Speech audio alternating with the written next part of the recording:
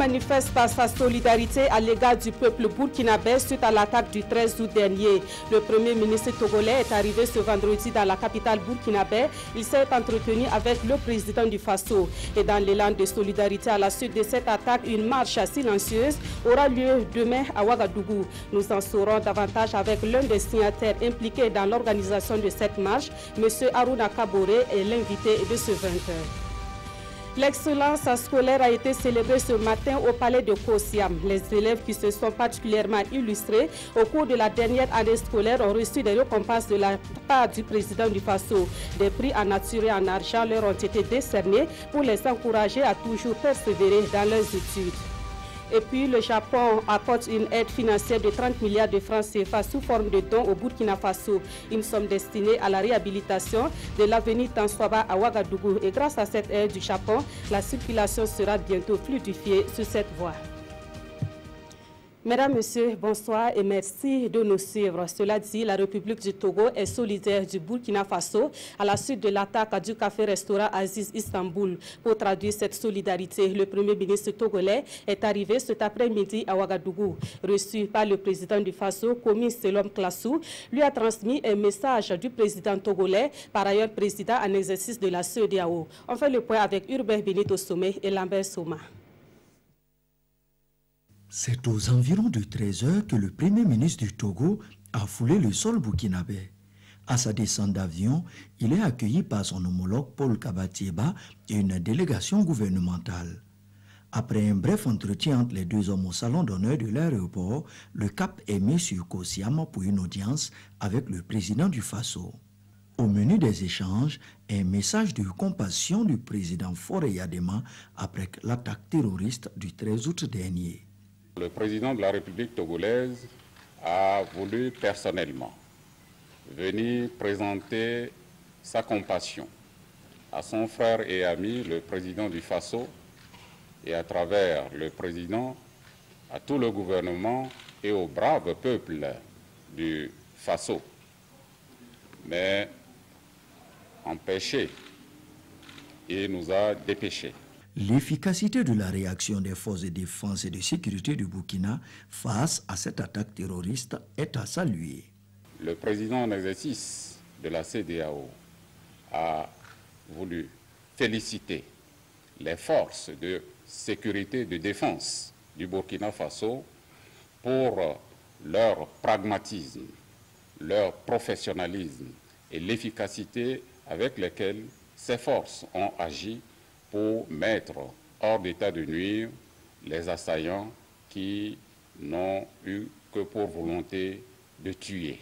Komi Selom Klassou, Premier ministre du Togo, a aussi fait remarquer la nécessité de créer un cadre favorable pour une collaboration fructueuse entre les services de sécurité de nos différents États. Les marques de solidarité se succèdent à l'endroit des victimes de l'attaque du 13 août dernier. Ce 18 août, une délégation de la Fédération des Églises et Missions évangéliques est allée apporter son soutien aux blessés à l'hôpital Yalgado Ouedraogo. Un soutien moral, spirituel, mais aussi financier d'une valeur d'1 million de francs CFA pour la prise en charge des blessés. On fait le point avec Oscar Soulama et Omar Zambri. La communauté chrétienne évangélique témoigne compassion et solidarité aux victimes de l'attaque terroriste survenue ce 13 août dans la capitale burkinabé. La Fédération des Églises et Missions évangéliques, FEME, est venue s'enquérir de l'état de santé des blessés admis au centre hospitalier universitaire Yalgado Ouedraogo. Elle apporte ici son soutien moral et spirituel aux blessés et familles endeuillées par ce triste événement. Mobilisés pour venir rendre visite aux blessés de l'attentat et pour profiter de cela, remercier le personnel de l'hôpital Yalgado restante. Nous voulons présenter nos condoléances les plus attristées aux familles endeuillées et souhaiter un prompt rétablissement pour les blessés. La FEME a aussi remis à l'hôpital un chèque de 1 million de francs CFA pour la prise en charge des blessés. Cette visite a été une occasion pour la Fédération de lancer un appel à la communauté évangélique à prier pour la nation. Nous voulons également lancer un appel à toutes nos églises, les églises membres de la Fédération des Églises et Missions évangéliques. Nous voulons leur demander d'observer une journée de prière le dimanche 27 août pour que Dieu console, que Dieu par son esprit console les familles endeuillées. Deuxièmement, que les blessés puissent recouvrir promptement la santé. Nous voulons également que l'on prie pour le Burkina Faso, pour la paix et la cohésion sociale. Pour la FME, cette visite répond à l'exhortation biblique selon laquelle l'Église doit être aux côtés de ceux qui traversent des moments difficiles. Et quelques jours après l'attaque du café Aziz Istanbul, le gouvernement burkinabé rassure les compagnies aériennes sur la situation sécuritaire au Burkina Faso. À ce sujet, une délégation gouvernementale conduite par le ministre d'État, ministre de la Sécurité, a rencontré ce vendredi les responsables des compagnies aériennes présentes au Burkina Faso. Le gouvernement réaffirme son devoir et son engagement à garantir la continuité et la sécurité du transport aérien au Burkina Faso. Yacouba Gamene et Yolan Lompo. Ferme poignée de main entre la délégation gouvernementale et celle des compagnies aériennes de transport pour manifester leur capacité de résistance à la peur. C'est une rencontre voulue suite à l'attaque terroriste de la nuit du 13 au 14 août dernier, avec pour finalité de recueillir leurs suggestions et préoccupations pour parer à d'éventuelles tentatives d'actes d'agression contre les aéronefs et l'ensemble des installations aéroportuaires. Nos pensées vont vers les familles, les proches des victimes. Aujourd'hui, le terrorisme n'a ni couleur ni loi, ça frappe partout en Europe, aux États-Unis. Ce n'est pas uniquement le Burkina. Donc il faudrait qu'on soit solidaire et qu'on soit à côté des Burkina. Cancer de type nouveau, selon les membres de la délégation gouvernementale, le terrorisme est synonyme de terreur et de désolation. Tout sera mis en œuvre pour rassurer les différentes compagnies aériennes, mais aussi les clients. Le pays des hommes intègres renforcera son dispositif sécuritaire. Ils ont été rassurés par une force de riposte de nos forces de sécurité et de défense qui ont su en tout cas neutraliser ces terroristes la nuit du 13 au 14. Et ils nous ont tout à l'heure rassuré aussi que personne n'a touché à son programme. Les fréquences des vols sont maintenues à tous les niveaux. Les fouilles occasionnent souvent des désagréments. La liste des personnalités à absenter sera donc réactualisée. Dans les prochains jours, le gouvernement entend rencontrer l'ensemble des compagnies qui opèrent sur les différentes plateformes aéroportuaires du pays pour améliorer la desserte aérienne. Et puis la mobilisation ne faiblit pas pour traduire le refus de céder à la volonté des terroristes suite à l'attaque du café-restaurant Aziz Istanbul. Une marche silencieuse aura lieu demain à Ouagadougou en solidarité avec les familles des victimes et pour dire non à la barbarie. Nous en parlons avec l'un des signataires impliqués dans l'organisation de cette marche de demain, M. Harouna Kabouré. Bonsoir. Bonsoir, madame. Alors, on l'a un peu évoqué, mais quel est le message que vous voulez véhiculer en organisant la marche de demain? Madame, dans la nuit du 13 au 14 août 2017, le Burkina Faso a de nouveau été victime d'une agression. Une agression par des barbares, une agression par les forces obscurantistes, une ignominie.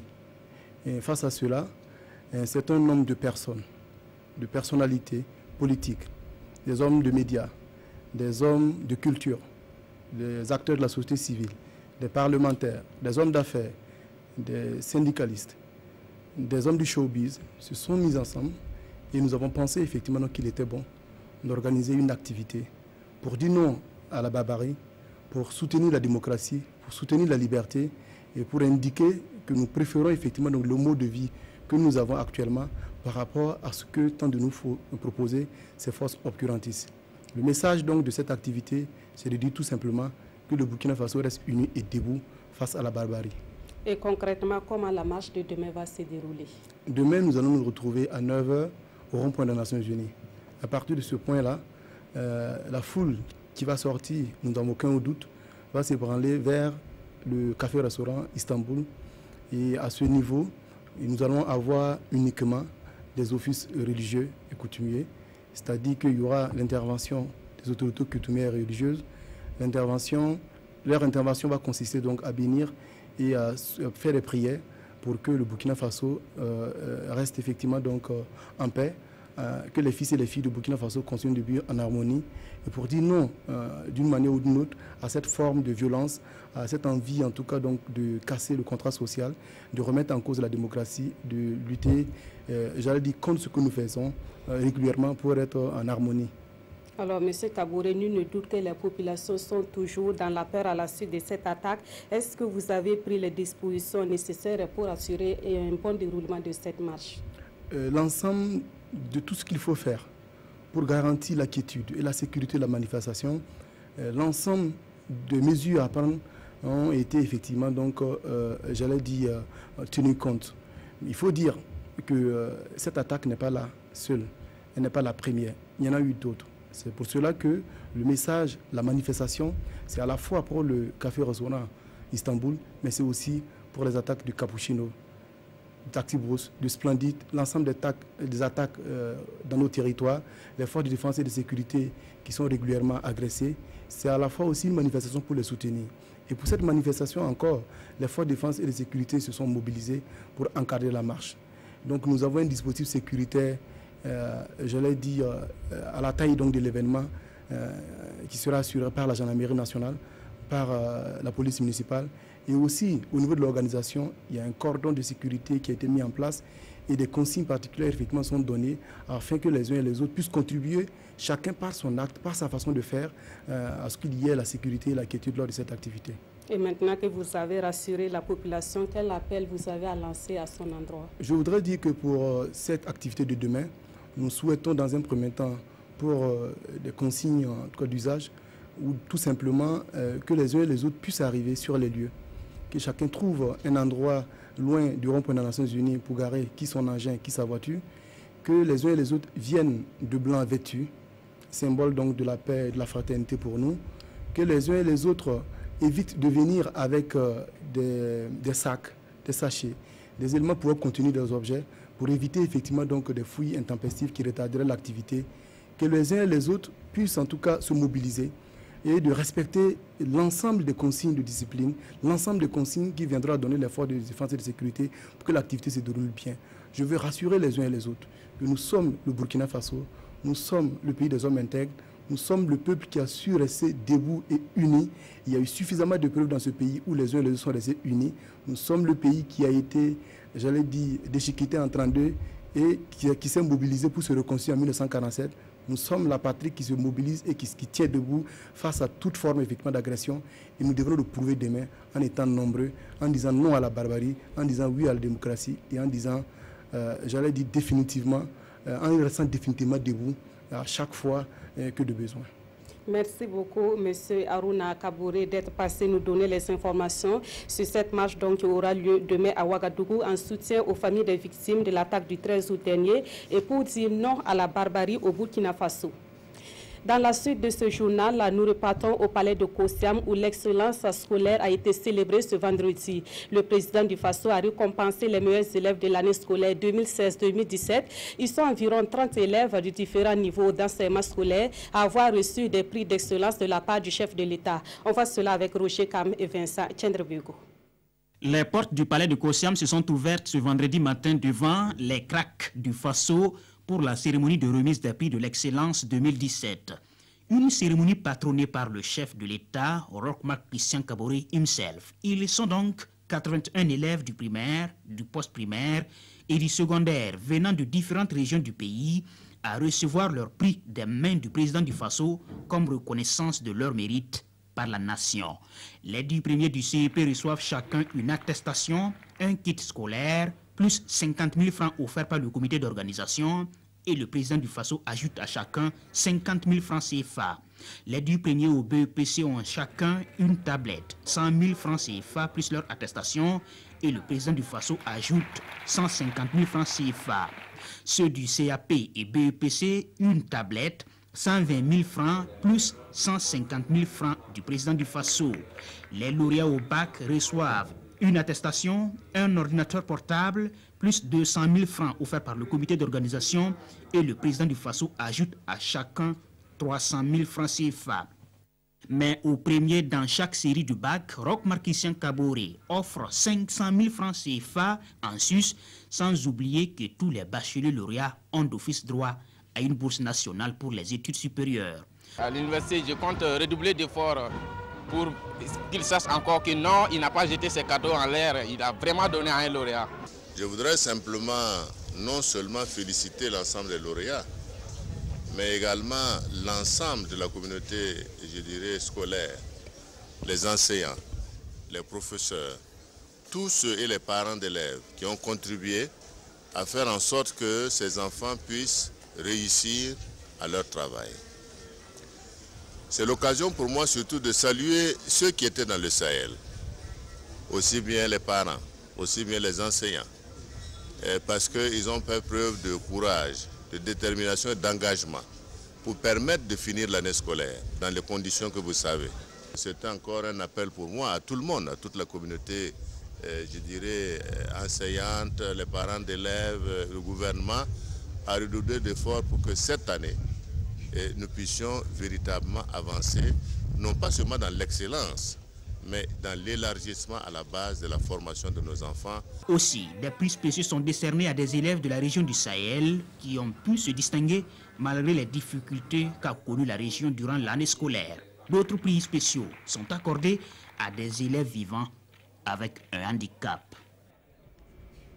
Dans l'actualité également, le Japon offre 30 milliards de francs CFA non remboursables au Burkina Faso pour la réhabilitation de l'avenue Tansoaba, couramment appelée la circulaire. Les travaux de réhabilitation qui permettront de fluidifier la circulation sur cette voie s'étendront sur une distance d'environ 7 km. La signature de la convention de don est intervenue ce vendredi entre le Japon et le gouvernement burkinabé. Daouda Ouattara et Zalissa Sanfo.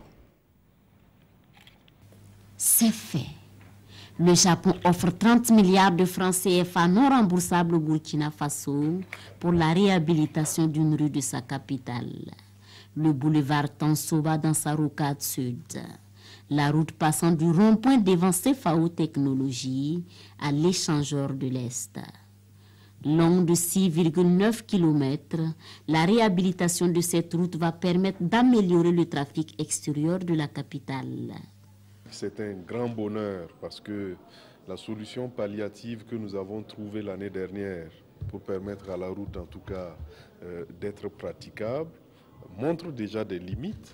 Selon la représentation du Japon, si le pays du soleil levant a choisi d'investir dans la route, c'est parce qu'il croit que le développement passera toujours par la route. Les routes pour moi sont comme des vaisseaux sanguins du corps. Elles sont vitales pour l'économie d'une nation. Les mauvaises qualités de route diminuent les possibilités de mobilité des biens et des personnes, augmentent les risques d'insécurité routière, freinent les échanges commerciaux du pays et minent la coopération régionale. Il faudra attendre en 2018 pour le démarrage effectif des travaux. Et une autre promesse aussi est faite aujourd'hui par le Japon, de contribuer aux côtés de l'Union européenne et de la Banque africaine de développement à la réhabilitation de la nationale numéro 4. Le tronçon allant de Koupela-Fadang-Gourmand, frontière du Niger. Une route longue de 218 km. Intéressons-nous à présent à l'actualité concernant la jeunesse burkinabé. Tout d'abord, ce cadre de dialogue organisé hier dans le cadre de la Journée internationale de la jeunesse célébrée le 12 août dernier. Dénommé dialogue intergénérationnel, il a porté sur les investissements pour l'accès des jeunes burkinabés à l'emploi et à l'entrepreneuriat. Et ceux qui ont pris part à ce cadre de dialogue ont discuté sur les différents fonds mis en place au Burkina Faso pour répondre à la question cruciale de l'emploi des jeunes. Amadou Ilboudo, Nathalie Sawadgo, La jeunesse burkinabé, au cœur de la politique publique, veut se doter des armes nécessaires pour mieux contribuer au développement durable de la nation. Et ce dialogue intergénérationnel se propose de créer le lien entre les décideurs politiques et les jeunes porteurs de projets. Nous avons fait justement le constat que dans notre pays, il n'y a pas suffisamment de dialogue. Il y a beaucoup d'initiatives qui existent, mais les jeunes ne sont pas soit au courant ou encore ne savent pas qu'ils ont la possibilité justement de bénéficier de ces mécanismes-là. Nous pensons que ce sont des choses effectivement qu'il nous faut arriver à corriger et c'est l'un des éléments qui sous-tend cette rencontre. La deuxième est que nous avons beaucoup de priorités, mais il est essentiel qu'ensemble, en tant que jeunes et décideurs, nous puissions discuter et savoir quelle est la priorité de ces priorités-là, qui sera donc soutenue comme dans le cadre d'un plaidoyer pour que nous puissions avoir des résultats. Quel investissement structurant pour l'accès à l'emploi et à l'entrepreneuriat des jeunes au Burkina Faso? C'est autour de cette thématique que se sont menés les échanges. Des échanges pour dégager des pistes de solutions aux préoccupations de la jeunesse burkinabé. Nous avons pu en tout cas discuter ici des différents mécanismes qui étaient déjà mis en place, notamment au niveau donc, des différents fonds de l'État. Le FEDJ a pu faire un exposé assez, j'allais dire, précis de ces dernières initiatives. Et donc, ça a permis un échange direct avec les jeunes, de mieux comprendre les choses et également de prendre en compte les aspirations de cette jeunesse-là, de pouvoir également regarder en face les limites objectives de ces différentes politiques que nous avons pu mettre en place. Pour le président du conseil d'administration de la plateforme nationale des jeunes pour les ODD, l'État a déjà fait le minimum. C'est au tour de la jeunesse de savoir saisir les opportunités qui s'offrent à elle pour mieux coordonner ses initiatives afin de profiter de manière efficace. Les jeunes de la région du Centre-Est, eux, bénéficient de l'accompagnement de l'Organisation internationale pour les migrations. L'OIM lance un projet au profit de ces jeunes. Il s'agit de projet Jeunesse, Emploi et Migration pour faire face aux flux migratoires et au chômage des jeunes de cette région. Des formations, des appuis techniques et financiers seront accordés à ces jeunes dans le cadre de ce projet. Un projet dont le lancement est intervenu hier à Tenkodogo. Daouda Ouattara et Mounira Keri. Sous-emploi, chômage et pauvreté sont entre autres raisons qui poussent les jeunes burkinabés à l'immigration. À travers le projet Jeunes, Emploi et Migration, l'Organisation internationale pour les migrations, OIM, entend renforcer l'employabilité et les capacités des jeunes de la région du Centre-Est à entreprendre. On aimerait que les projets qui seront financés puissent avoir une pérennisation. Ça, c'est très important et qu'ils puissent aujourd'hui être aussi des incubateurs d'autres initiatives.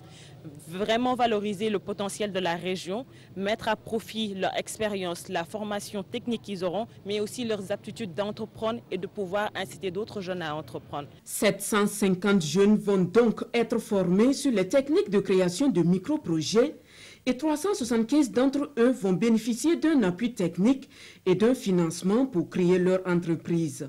Dans le cadre de la promotion de la jeunesse, dans le cadre de l'auto-emploi des jeunes, dans le cadre de l'autonomisation des jeunes et des femmes, notre département ministériel s'investit déjà au travers d'un certain nombre de projets et programmes en vue véritablement donc de renforcer l'employabilité des jeunes. D'une durée de 3 ans, le projet Jeunes, Emploi et Migration est financé par la coopération italienne et la coopération belge en vue de lutter contre l'immigration irrégulière. L'engagement de la coopération italienne vise à soutenir les jeunes, à mettre en place des micro-entreprises, mais surtout à les accompagner dans leur mise en place et surtout à donner des résultats. À travers ce projet, l'OIM entend lutter contre la pauvreté et le chômage des jeunes, une façon pour elle d'apporter sa contribution au développement socio-économique du Burkina. Les centres de promotion rurale interviennent également pour sortir les jeunes burkinabés du chômage. Les CPR forment précisément les jeunes du milieu rural et le gouvernement leur accorde un appui pour évoluer dans l'agriculture et l'élevage. La 16e promotion des CPR a achevé sa formation et a reçu du matériel de la part du ministère de l'Agriculture et des Aménagements hydrauliques. Idrissa Warga, Ismaël Dilouma, Sirima. Des charrettes, des pulvérisateurs, des charrues, des brouettes. C'est entre autres le matériel qui compose le kit que chaque jeune formé en agriculture reçoit ici. D'une valeur comprise entre 600 et 700 000 francs CFA, ce matériel va permettre aux 250 jeunes issus des centres de promotion rurale de pouvoir s'installer à leur propre compte. J'ai reçu une charrette, deux charrues, buteur et puis Oumanga avec 3 sacs d'NPK voilà, avec des rayonneurs. Je suis à Boura, je me suis installé là-bas. Donc je pense que c'est pour renforcer l'activité que je mène sur le terrain, la sémasse du niébé et la sémasse aussi du sorgho capelga que moi-même j'ai mis en place. Après cette remise de matériel, le ministère de l'Agriculture prévoit un suivi pour accompagner les bénéficiaires dans leurs activités. Il y aura de l'appui conseil, déjà pour s'installer, pour essayer de trouver des marchés, pour faire un peu de la transformation, mais aussi pour suivre les différents comptes d'exploitation et voir comment orienter les jeunes vraiment à être des entrepreneurs. Notre objectif, c'est de créer de l'entrepreneuriat rural, de l'entrepreneuriat de la jeunesse. Les centres de promotion rurale qui ont formé ces 250 jeunes ont également reçu du matériel afin d'améliorer les conditions d'apprentissage. L'ensemble de ces actions entre dans le cadre d'un programme de dynamisation des centres de promotion rurale. Un programme qui coûte environ 26 milliards de francs CFA. Les populations de la région de l'Est intervenant dans l'élevage pastoral bénéficient désormais de l'accompagnement du projet Filets sociaux. Ce projet, conçu pour répondre aux réalités de l'élevage pastoral, est mis en œuvre par les réseaux communication sur le pastoralisme. Le lancement du dit projet est intervenu à Potsemanga, une localité pastorale située à une dizaine de kilomètres de Fada. Seydou Nikiema et Chantal Ouedraogo. Le réseau de communication sur le pastoralisme Recopa, au chevet des populations agro-pastorales vulnérables de Potiamanga, à l'est du Burkina. Il leur donne ici des vivres et des matériels de collecte de lait. Ce don marque le début des activités du projet d'appui à la conception des modèles de filets sociaux adaptés aux réalités de l'élevage pastoral. Il y a un milieu pastoral des éleveurs qui ont traversé des crises et qui sont vulnérables parce qu'ils ont perdu une partie de leur troupeau ou pratiquement tout le troupeau. Alors pour leur permettre de se relever, nous avons fait un plaidoyer auprès donc de la CEDEAO.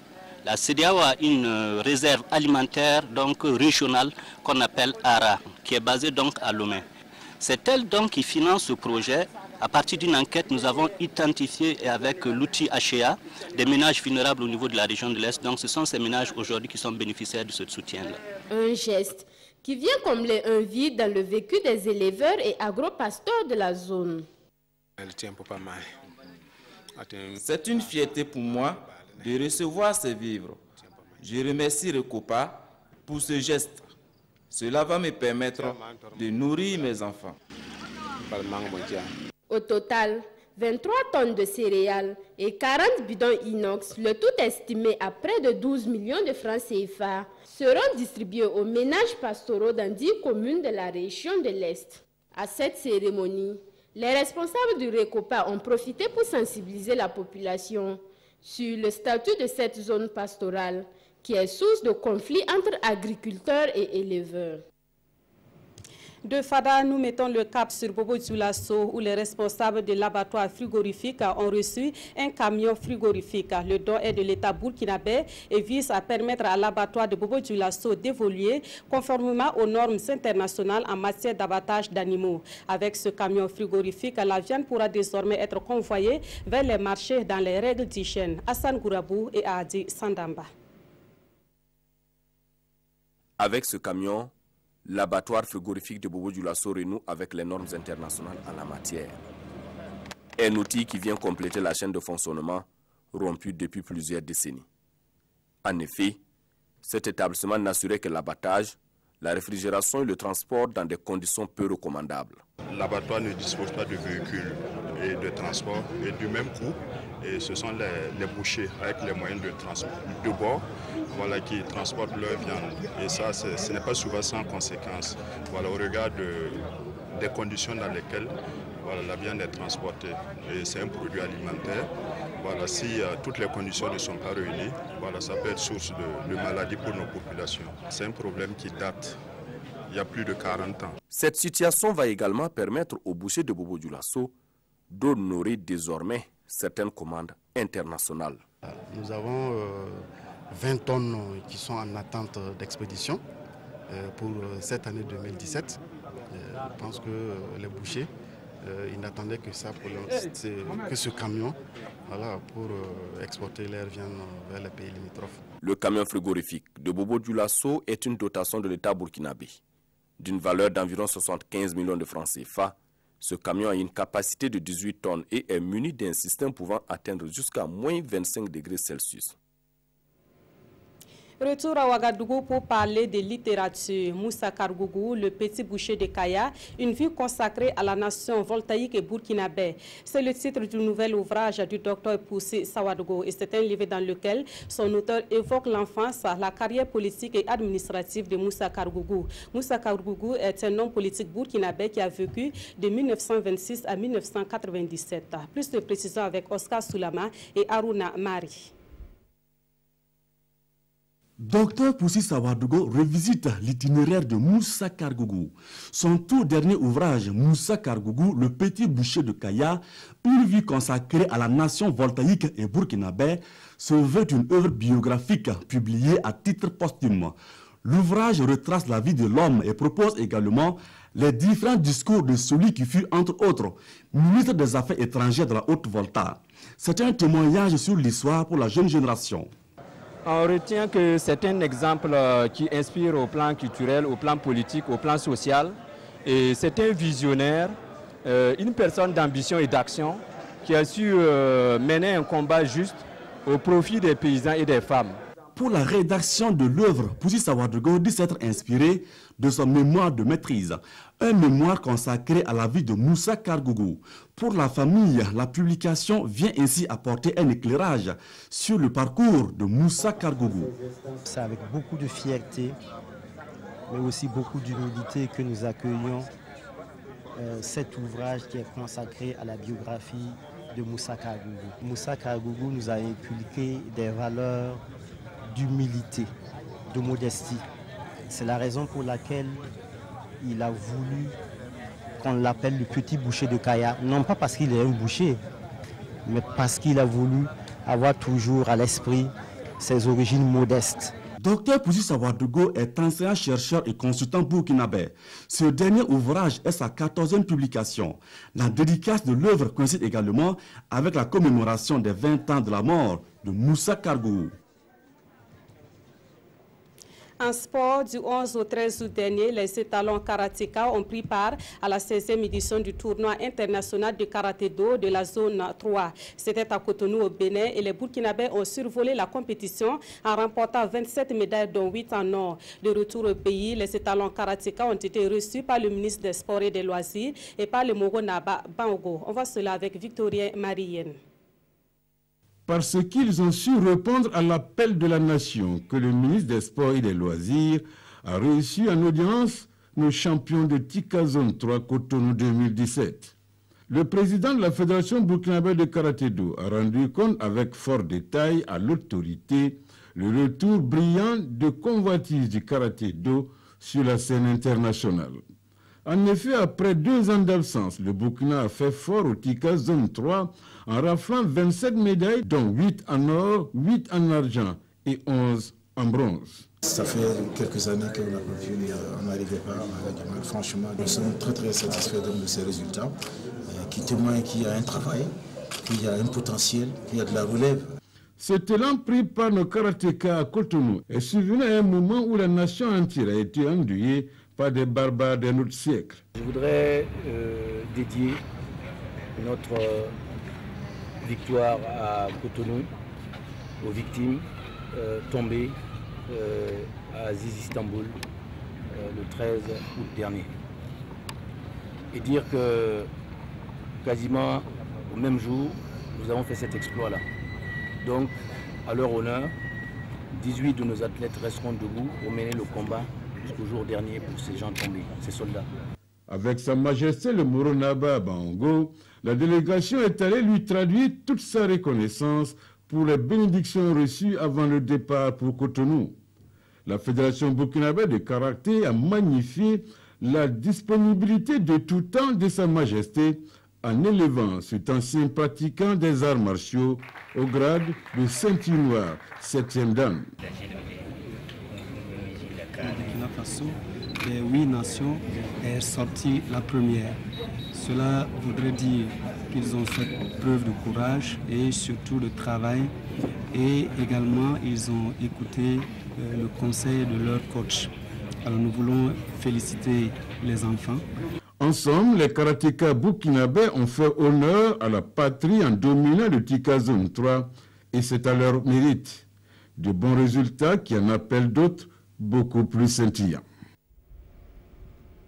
Et puis cette brève avant la revue de presse de cette édition, on a appris ce soir qu'un car de transport en commun en provenance de Bobo-Dioulasso s'est renversé ce soir même dans les environs de Ouahabou. Le bilan fait état de 2 morts et de nombreux blessés, des blessés donc qui ont été évacués à l'hôpital de Boromo.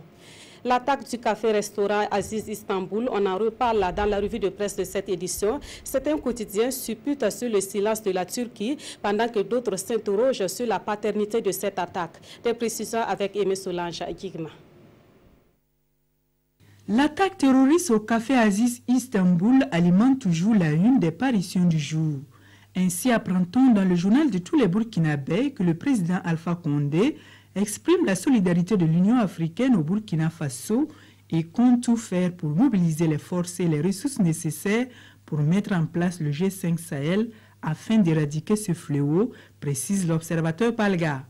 Mais ce qui intrigue les internautes de ce journal, c'est le silence turc. Heureusement, le propriétaire du café sort de ce silence intrigant et donne sa version des faits dans le journal Le Pays. Selon lui, quand les choses ont commencé, les policiers étaient les premiers à fuir. S'ils avaient essayé de tirer, poursuit-il, le nombre de personnes décédées n'aurait pas été aussi important. Aziz Kaya remercie par ailleurs les autorités du Burkina pour avoir été à ses côtés depuis le premier jour jusqu'ici et compte ouvrir le café dans les années à venir. Aujourd'hui, au Faso, quant à lui, s'interroge sur la paternité de l'acte ou plutôt l'absence de revendication. Serait-ce l'œuvre d'Akmi, d'Al-Mourabitoun, d'Ansar al-Sharia? Pour ce journal, on peut opiner à l'envie, mais ce qui est sûr, il y a une atmosphère bien glauque qui règne dans ce vide sans revendication.